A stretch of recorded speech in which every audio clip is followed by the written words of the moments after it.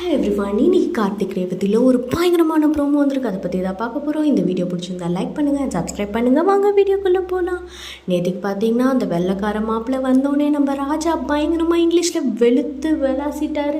அதை பார்த்து எல்லாரும் அதிர்ச்சியில் ஆகிட்டாங்க. சாமுண்டேஸ்வரி அம்மா அப்படி வா வாட் அ மேன் அப்படின்ற மாதிரிலாம் யோசிச்சுட்டு இருக்காங்க. இந்த பக்கமாக வந்து பார்த்திங்கன்னா சந்திரகலாவுக்கு குபு குபு குபுன்னு பயிரெறியுது.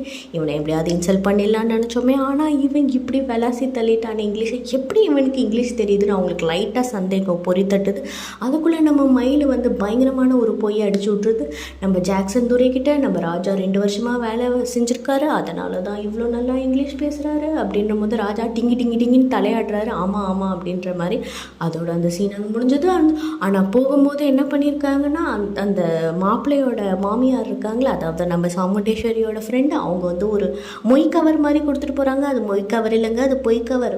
பொய் கவரில் என்ன இருக்குது அப்படின்னு பார்த்தீங்கன்னா, ஹனிமூன் ட்ரிப் ஃபார் ஏற்காடோட ஹனிமூன் ட்ரிப் இருக்குது. ஒன்று ரேவதியை கூப்பிட்றாங்க. ரேவதி வந்து ஒத்துக்க மாட்டாங்க. எப்படியாவது பேசி கன்வின்ஸ் பண்ணலான்னு சாமுண்டேஸ்வரி ஃபுல் ஃபோக்கஸில் இருக்காங்க. பட் ரேவதி வந்து ஒரே பாலில் 6 அடிச்சிட்டேன். என்னம்மா ஏற்காடா ஹனிமூனா, தோ வரேன் நான் அப்படின்ற மாதிரி ஓகே சொல்லிடுறாங்க. எல்லாரும் அதிர்ச்சி ஆயிடுறாங்க. என்னம்மா இந்த பொண்ணு இப்படி சொல்லிடுச்சு அப்படின்ற மாதிரி அவங்க அக்கா தங்கச்சிலாம் கூப்பிட்டு, என்னடி உனக்கு பைத்தியம் பிடிச்சிருச்சா, ஏன் இப்படி ஒத்துக்கிட்டனோடனே அம்மாவோட இங்கே பேச்செல்லாம் கேட்குறதுக்கு நான் அந்த ஏற்காடில் போயிட்டு இயற்கையோட இயற்கையாக வாழலான் இருக்கேன் அப்படின்ற மாதிரி சொல்லிட்டாங்க. உடனே அங்கே அதுக்கப்புறம் என்ன நடக்குதுன்னா, நம்ம சந்திரகலா என்ன பண்ணுறாங்கன்னா, இது எப்படியாவது வந்து மாயாக்கிட்ட சொல்லி ஆட்டத்தை கலைக்கணும் அப்படின்ற மாதிரி பார்க்குறாங்க. மாயாவுக்கு ஃபோன் பண்ணோன்னே மகேஷ் கிடச்சிருச்சான்ற மாதிரி அவங்களும் அந்த பக்கம் வந்து தேடிட்டு இருக்காங்க.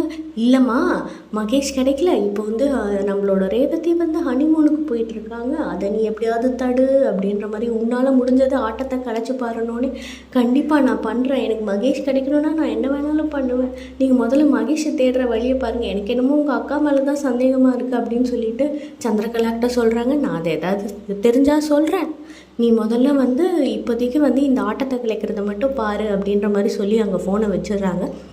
இந்த பக்கம் நம்ம ரேவதிக்கு வந்து சைலண்ட்டாக கால் பண்ணுறாங்க. கால் பண்ணிவிட்டு, அம்மா நான் தாம்மா மாயா உங்கள் அக்கா, சொல்லுங்கக்கா என்ன வேணும் அப்படின்ற மாதிரி, இந்த டைமில் போய் கால் பண்ணியிருக்கீங்களே, நான் உங்கள்கிட்ட அவசரமாக பேசணும், நீ என் வீட்டுக்கு வந்துடுறியா அப்படின்னோடனே அவங்களுமே அந்த ரகசியமாக வந்து என்னென்னா ஸ்கூட்டி எடுத்துகிட்டு கிளம்ப போகிறாங்க.